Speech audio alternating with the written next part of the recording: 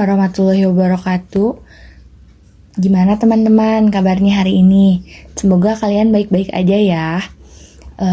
Pertama-tama izinkan saya memperkenalkan diri terlebih dahulu ya. Nama saya Minta Rizky Triani dan ada rekan saya Muhammad Fajar Ilham sebagai moderator juga.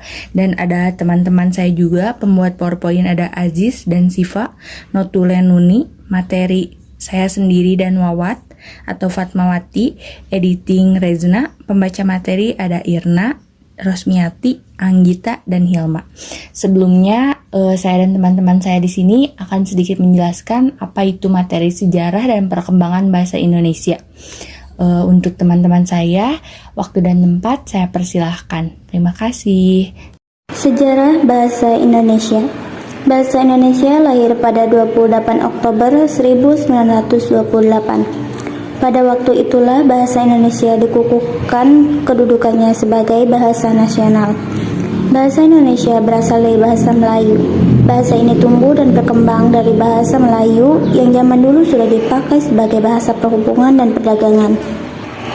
Perkembangan bahasa Indonesia. Bahasa Melayu mengalami perkembangan dan pertumbuhan yang pesat. Bahasa Melayu menyebar ke pelosok Nusantara bersamaan dengan menyebarnya agama Islam. Rasa persaudaraan ini yang menjadi inspirasi para pemuda Indonesia menggelar rapat pemuda pada tahun 1928. Peristiwa itu membuat perkembangan bahasa Indonesia dengan pesat. Sekarang, bahasa Indonesia dipakai oleh berbagai lapisan masyarakat Indonesia. Presiden Joko Widodo telah menandatangani Peraturan Presiden Nomor 63 Tahun 2019 tentang penggunaan bahasa Indonesia. Setelah itu, aturan mengenai pidato resmi di luar negeri juga mengatur hal yang sama, yakni wajib bahasa Indonesia. Pada saat itu, masyarakat Indonesia sudah banyak mengenai bahasa Melayu. Oleh karena itu, bahasa Melayu menjadi bahasa yang dapat dipahami dan digunakan oleh masyarakat dari berbagai suku yang memiliki bahasa ibu yang berbeda-beda. Karena bahasa Indonesia telah digunakan sebagai bahasa perdagangan dan juga telah dipahami oleh masyarakat di berbagai daerah di Nusantara. Sifat bahasa. 1. Bahasa sebagai sistem. Bahasa terdiri dari unsur-unsur atau komponen-komponen yang secara teratur, tersusun menurut pola tertentu, dan membentuk satu kesatuan. Sebagai sebuah sistem, bahasa juga sekaligus bersifat sistematis dan sistemis. Dengan sistematis artinya bahasa itu tersusun menurut suatu pola, tidak tersusun secara acak, secara sembarangan, sedangkan sistematis artinya bahasa itu bukan merupakan sistem tunggal, tetapi terdiri dari subsistem. 2. Bahasa sebagai lambang. Kata lambang sudah sering kita dengar dalam percakapan sehari-hari. Upamanya dalam membicarakan bendera kita, sang merah putih sering dikatakan warna merah adalah lambang keberanian dan warna putih adalah lambang kesucian. Atau gambar bintang dalam burung Garuda Pancasila yang merupakan lambang asas ketuhanan yang Maha Esa. 3. Bahasa adalah bunyi. Menurut Krida Laksana 1983-27, bunyi adalah kesan pada pusat suara sebagai akibat dari getaran gendang telinga yang bereaksi karena perubahan-perubahan dalam tekanan udara.